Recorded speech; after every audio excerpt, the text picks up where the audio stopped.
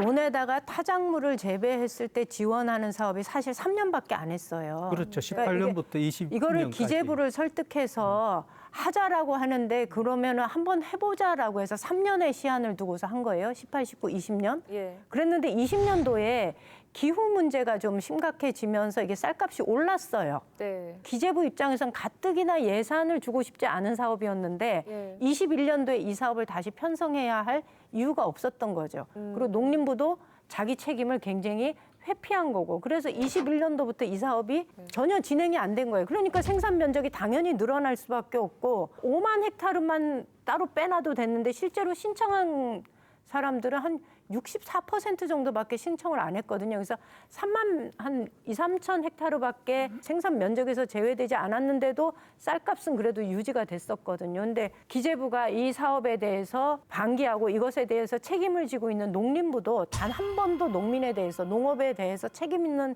자세를 보이지 못했다는 것에 대해서는 저는 비판받아 마땅하다고 생각해요. 그래서 늦었지만 지금이라도 다시 이 사업을 다시 하자라는 게 이제 민주당의 안인데 한 차례 시행착오 겪었잖아요. 예. 그로 인해서 농민들의 고통이 이만큼 커졌다면 정부 여당도 그거는 법으로 민주당의 안 실수 하고 지금 인정합니다. 정책적으로 네. 받아들여서 수용을 하면 되죠.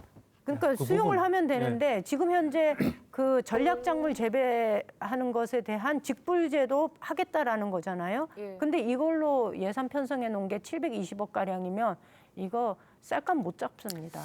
지금 정부 발표대로라면 그 1헥타르에 250만 원 정도가 아마 타작물 재배 전환했을 때 지원할 것 같아요. 근데 문재인 정부 아까 말씀하셨듯이 18년도부터 3년간 진행했던 거는 사실 1헥타르 최대 330만 원까지 지원했었습니다.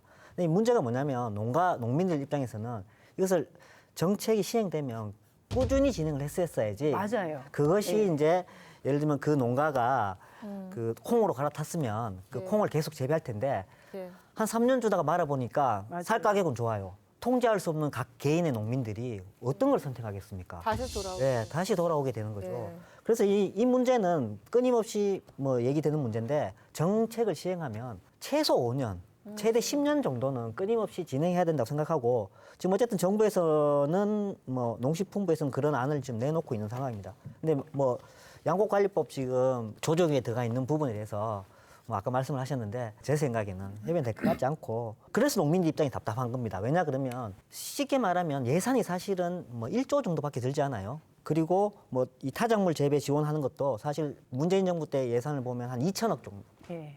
정도, 뭐 1조 2천억이면 해결될 문제입니다. 근데 이 문제를 가지고 250만 농민들이 그걸 지켜보고 있는데도 불구하고 이 농민들의 표는 작고 그 쌀을 먹고 있는 그 시민들의 표가 많아서 그런지 모르겠지만 이렇게 농민들이 이제 울분을 토하고 있는데도 여야의 그 입장차나 혹은 정치적 관계 때문에 이것을 조속히 처리하지 않는다면 차후에 농민들은 뭐 경북 지역이라고 항상 표가 유동 뭐 고정일 수는 없습니다. 유동될 수도 있고 그런 부분을 잘 감안해서 국회에서 좀 판단하기를 바란다는 말씀 드리겠습니다. 예. 잠깐만 여기서